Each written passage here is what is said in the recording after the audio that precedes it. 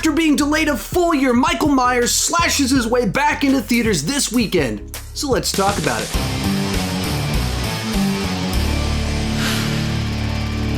Halloween Kills picks up right after the events of Halloween 2018 and sees the city descending into chaos during Michael's reign of terror. Now, I've been extremely excited to check out this film. I've actually been doing a deep dive into the entire Halloween franchise, rewatching all the movies, watching all the special features on the Blu-rays, as well as listening to a book all about the making of the entire franchise.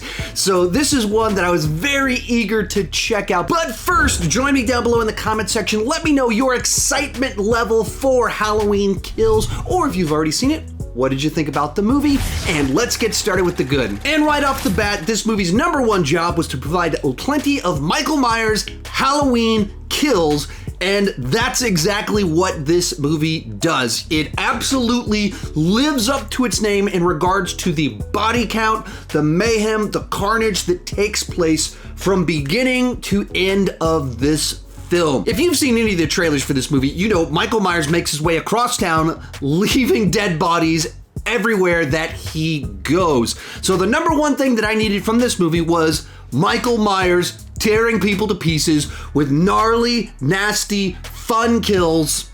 And that's exactly what this movie delivered. The other nice touch with this movie is that if Halloween 2018 let us see the effects of the original Halloween on Laurie Strode, Halloween Kills is all about the effects on the town itself, and both the legends kind of being spread across town, but how all the other survivors of that film carry around that guilt, carry around that damage, and thus in this film, it's their turn to go after Michael Myers and seek their revenge.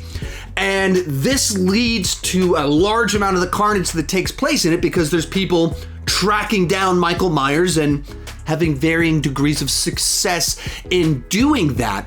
But this also adds this other layer to the story about the dangers of mob rule and vigilante justice, and some like truly horrific things happen in the story that aren't because of Michael Myers and what he's doing. It's because of what the town is doing in response to Michael's next night of terror. I also really like the idea of the town just descending into madness based off their history and their current circumstances. It makes sense, and it's a nice way to expand the mythology of this town, and it syncs up nicely with a Halloween movie that's intended to have a very high body count. If you're familiar with the full franchise, it's a bit like if the lynch mob subplot from Halloween 4 was front and center, and the people in the lynch mob had very strong ties to the original Halloween. Speaking of that point, another thing that this movie does well is it ties up some loose ends from Halloween 2018, as well as has a lot of nice connective tissue to Halloween 1978. And what I mean by that is after Halloween 2018, there's a few characters that are just kind of left lingering, like what happened to the jerk boyfriend and did this character survive? This movie picks up on all of those threads and actually plays them out heavily in this film. And so it feels like those actually are complete arcs that tie into this film in a meaningful way. Along those same lines, the story basically explores all the other surviving characters from Halloween 1978, as well as letting us see even more of what happened after the events of Halloween 1978 that led to the setup of the Halloween 2018 revival. And so it just fleshes out that story and these characters quite a bit in ways that just make the mythology a lot richer. And as it explores some of these returning characters, we get an idea for what their traditions are, how the events affected their life, how it's similar to Laurie, their connections to her, and how some of them are a lot more functional than she turned out to be. It makes Haddonfield feel like an actual town populated by people that know each other, that have a shared history, and thus the events of Halloween 2018 would affect all of them differently, thus leading to the events of this film. For me, the most important thing this movie needed to do was provide a bunch of gnarly Michael Myers carnage and it did that. And for what it's worth, as soon as the credits started rolling at my screening, the audience started to applaud. This was a press screening, but they filled out all the empty seats with the general public, and at the end, they were clapping. That said, this movie also had quite a few problems, so let's move on to the mixed aspects of the film. And the first thing to mention here was the humor. One of my biggest complaints about Halloween 2018 was that there was a bunch of poorly timed humor where they threw in a joke in the middle of a tense scene and it cut the tension in a bad way. This movie has more humor, so I don't think that's the right direction to go with this franchise, but I thought it was handled better. I wasn't as frustrated by the humor in this film as I was in Halloween 2018. I just don't think it was the right direction to go. Second thing to mention here is that while I only watched the first trailer and I actively avoided any other trailers, even when I was in a theater, I would cover my eyes if they showed something for this movie.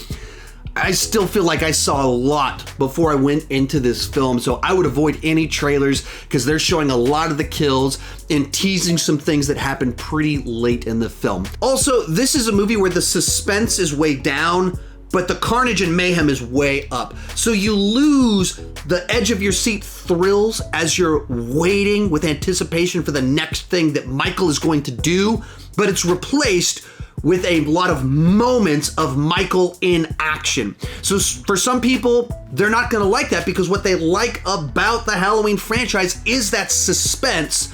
But for others, it moves very quickly because there's just so many people just being slaughtered with nasty, gory kills. From there, let's move on to the bad. As I mentioned before, this movie provides plenty of vicious kills and fleshes out the city of Haddonfield and the characters that populate it. But the story that ties that all together, it is messy. Part of what made the original Halloween so great was its simplicity. Michael Myers returns, stalks a babysitter, and she tries to survive.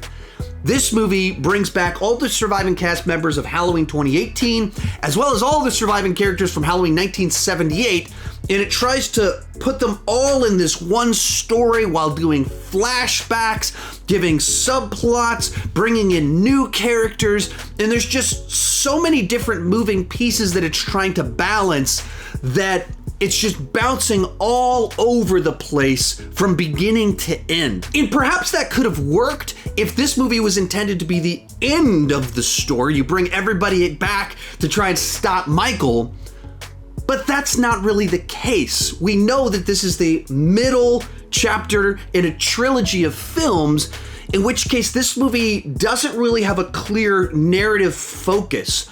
We don't really know what we're moving towards. We don't really know what the finale is. And even when we get to the finale, we know that it's not really the end because Halloween Ends is coming next year.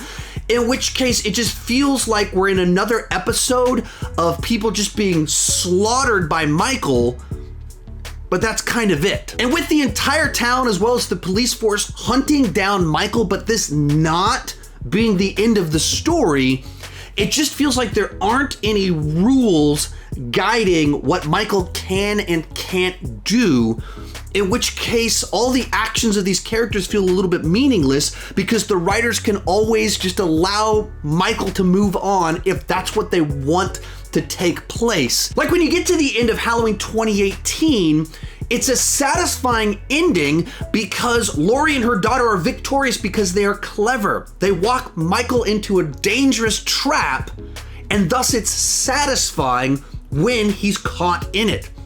At the end of this movie, it doesn't feel like they earned the end. They just needed this end to continue the franchise, and thus it feels a little bit like a cheat. Real quick before I give you my final score on this one, be sure to join me down below in the comments section. Let me know, what did you think about Halloween Kills? Did it live up to your expectations or did it disappoint you? Also, come back in a couple of days. I'm gonna re-rank the entire Halloween franchise. This one's gonna be a lot of fun because I've done such a deep dive into them, so I can't wait to put this video out. At the end of the day, Halloween Kills did enough for me to have fun at the movies. It delivered the gnarly kills and fleshed out the mythology a little bit. But everything beyond that was messy, frustrating, and disappointing. Overall, it did enough to get a B- on the entertainment scale, a 7.5, because it's fun to see Michael Myers tear this many people to pieces, but this movie is for Halloween fans only. Casual viewers, non-slasher fans, you can sit this one out. Be sure to come back in a couple of days to see my ranking of the Halloween franchise. Thank you so much for watching, and keep talking movies too much.